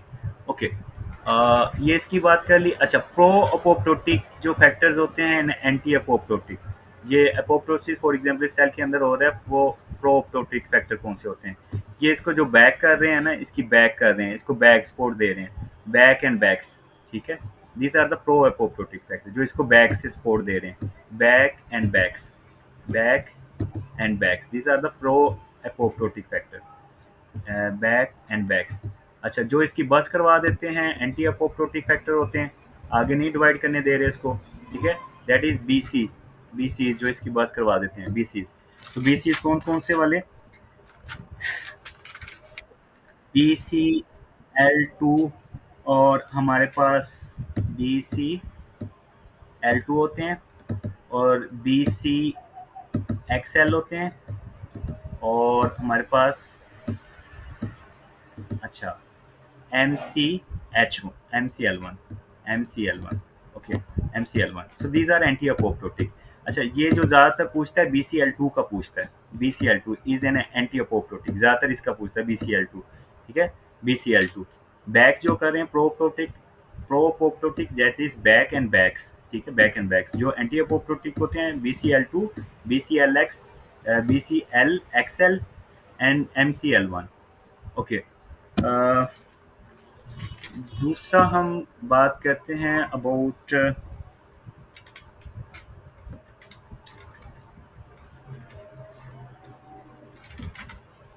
ठीक हो गया, मैंने स्टेनिंग आपको नहीं पढ़ाई थी, ओहो आज टाइम भी ज़्यादा हो गया, ओके। मैंने आपको कहा था मुझे स्टेनिंग का याद करवाइएगा, मैं आपको बताऊंगा, and nobody remind me, okay. एक होती है हमारे पास, ओके, एसिडिक स्टेन होती है, एसिडिक स्टेन होती है, एक होती है बेसिक स्टेन, ठीक है, बेसिक स्टेन, ओके। जो एसिडिक स्टेन होती है उसका नाम हम क्या देते हैं, that is eosinophil, eosinophil, eosinophil, eosinophil. अच्छा, इसको ऐसे एसिडिक, ACE, ठीक है, एसिडिक एस, ठीक है, जो एसिडिक होती है दैट इज इओसिनोफिलिक, ठीक है, इओसिनोफिलिक, इओसिनोफिलिक। अच्छा, इसका कलर कौन सा होता है, कलर कौन सा होता है ये stain, it give pink colour ना, पिंक कलर देती है, pink lips, okay, pink, as pink lip, okay, it give pink colour. So remember, ये जो हमारे पास एसिडिक डाई है उसको इओसिनोफिलिक कहते हैं, पिंक कलर देती है, और ये स्टेन किसको करती है, या एसिडोफिल्स को स्टेन करेगी, एसिडोफिल्स एसिड लविंग स्ट्रक्चर को करेगी, या वो करेगी एसिडोफिल्स को करेगी, या तो फिर वो बेसिक स्ट्रक्चर को, बेसिक स्ट्रक्चर को स्टेन करेगी। इज दैट क्लियर, ये पॉइंट क्लियर है, एसिडोफिल्स को या बेसिक स्ट्रक्चर को, ओके। जो एसिडिक हमारे पास स्टेन होती है उसका नाम है इओसिनोफिल, कलर कौन सा देती है, पिंक, और ये स्टेन किन स्ट्रक्चर्स को करती है, एसिड लविंग को, एसिड लविंग स्ट्रक्चर को, या बेसिक स्ट्रक्चर को, ठीक है। इसी तरह जो बेसिक होती है उसको हम क्या कहते हैं, दैट इज हिमाटोक्सिलिन, ठीक है, हिमाटोक्सिलिन, हिमाटोक्सिलिन कहते हैं। वो कलर कौन सा देती है ये हमारे पास, पर्पल, पर्पल कलर देती है, पर्पल कलर, ओके। और ये स्टेन किन स्ट्रक्चर्स को करेगी, it will stand the acidic, acidic structure को स्टेन करेगी, ठीक है, एसिडिक स्ट्रक्चर को स्टेन करेगी, या फिर बेजोफिलिक, बेस लविंग स्ट्रक्चर को, ठीक है, बेजोफिलिक, ओके, बेजोफिल। ये करने का मकसद क्या था, इसके एमसीक्यूज आते हैं ना इसके, ओके, बेजोफिलिक, बेजोफिलिक। अच्छा, हमारे पास जो एसिडिक स्ट्रक्चर है वो कौन कौन से हैं, DNA, RNA, deoxy ribonucleic acid, ribonucleic acid, RNA, ये वाले स्ट्रक्चर, इसलिए वो सेंटर पे होते हैं।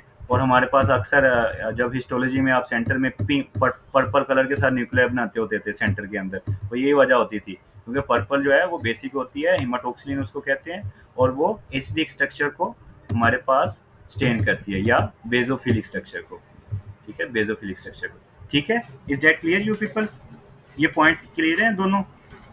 अब जो एमसीक्यूज में वो पूछता है उसकी बात करते हैं। जो इओसिनोफिलिक स्टेन होती है of the cell.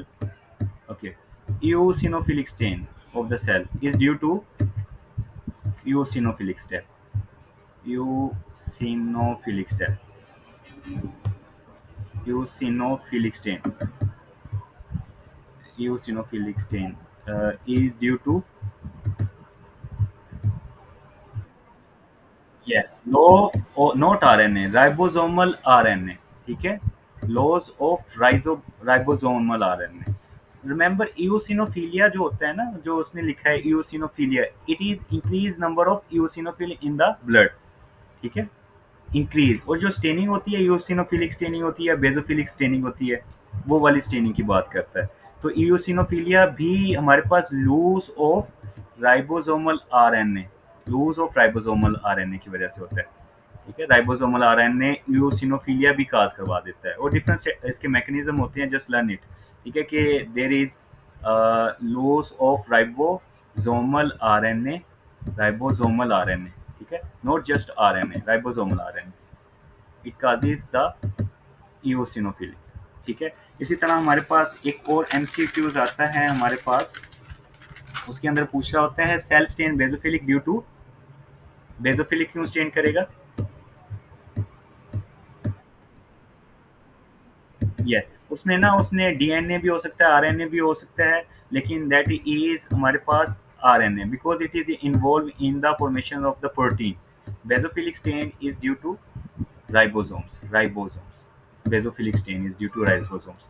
और ये किसकी वजह से होगा, दैट इज हिमाटोक्सिलिन स्टेन जो कि बेसिक स्टेन है और एसिडिक स्ट्रक्चर को हमारे पास करेगी, which is ribosomes involve in the protein synthesis. ठीक है, राइबोसोम्स काजिंग बेजोफिलिक स्टेन. और यूसिनोफिलिया जो है, यूसिनोफिलिक स्टेन जो है, यूसिनोफिलिया ज़्यादा हो गया, देर इज लूज ऑफ हमारे पास जो एसिडिक स्ट्रक्चर है, दैट इज डिक्रीज. ठीक है, एसिडिक स्ट्रक्चर इज डिक्रीज, तो हमारे पास इंक्रीज बेजोफिलिया हो जाएगा. दैट इज हमारे पास इस जो बेसिक स्टेन की वजह से होते हैं ना, एसिडिक स्ट्रक्चर कम हो गया तो हमारे पास यूसिनोफिलिया हो जाएगा ज़्यादा. ठीक है, is that clear. Okay, okay. So यहाँ पे हमारे पास एक और, मैं यूट्रस की बात कर लेता हूँ. ओके, आज टाइम ज़्यादा हो गया because I started late.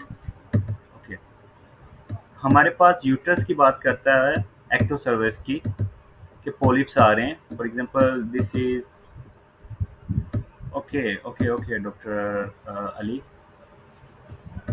Okay, repeat सारा करना है डॉक्टर अली या जस्ट इओसिनोफिलिक.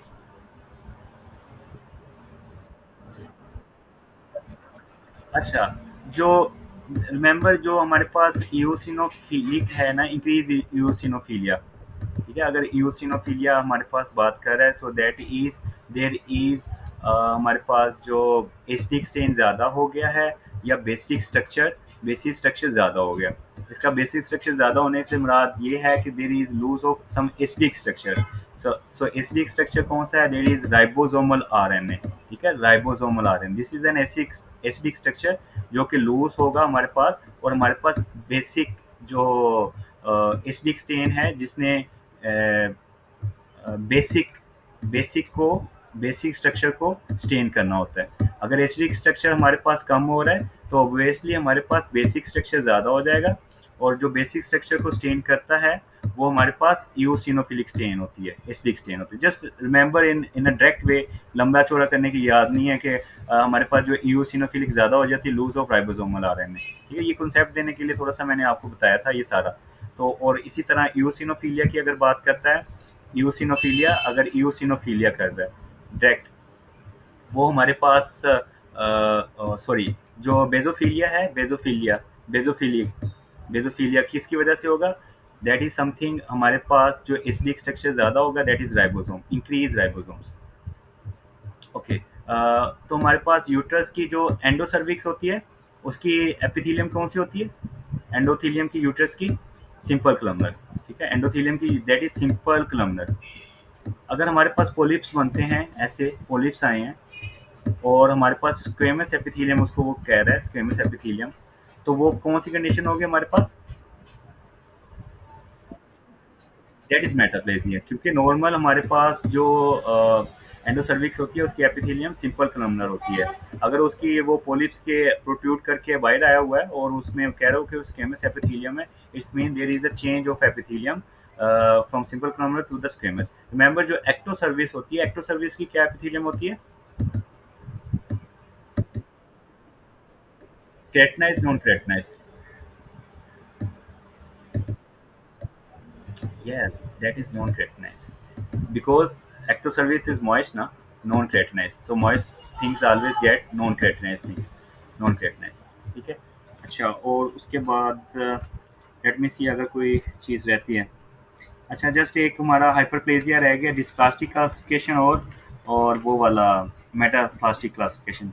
यही होती है डिस्प्लास्टिक के अंदर हमारे पास अगर कोई नेक्रोस टिश्यू हुआ हुआ है, टीबी के अंदर जैसे नेक्रोसिस हुआ हुआ है, उसमें अगर कैल्शियम डेपोसिस होती है तो that is dysplastic. Destruction of tissue के अंदर जो हमारे पास हाइपरप्लेजिया होती है, वो हमारे पास क्लासिफिकेशन होती है, that is dystrophic classification after destruction of tissues. Tissue की डिस्ट्रक्शन की वजह से जो हमारे पास क्लासिफिकेशन होती है, दैट इज डिस्प्लास्टिक क्लासिफिकेशन। और अगर ड्यू टू इंक्रीज मेटाबॉलिज्म और इंक्रीज इंट्रासेलुलर जो कैल्शियम की वजह से हो, उसको मेटास्टेटिक क्लासिफिकेशन कह देते हैं। जो जितने भी हाइपर कैल्सीमिया कंडीशन है, हाइपरथायराइडिज्म, हाइपरपैराथायराइडिज्म, मल्टीपल माइलोमा, सार्कोइडोसिस, ये सारी चीज़ें जो भी metabolism increase in concentration of calcium करवा देते हैं। ठीक है? तो ये 2 चीज़ें होती हैं। अच्छा, उसके बाद हमारे पास आई डोंट थिंक सो कोई रहता है। Okay, okay, if anybody have question please let me know. Class dismiss. किसी को कोई क्वेश्चन है?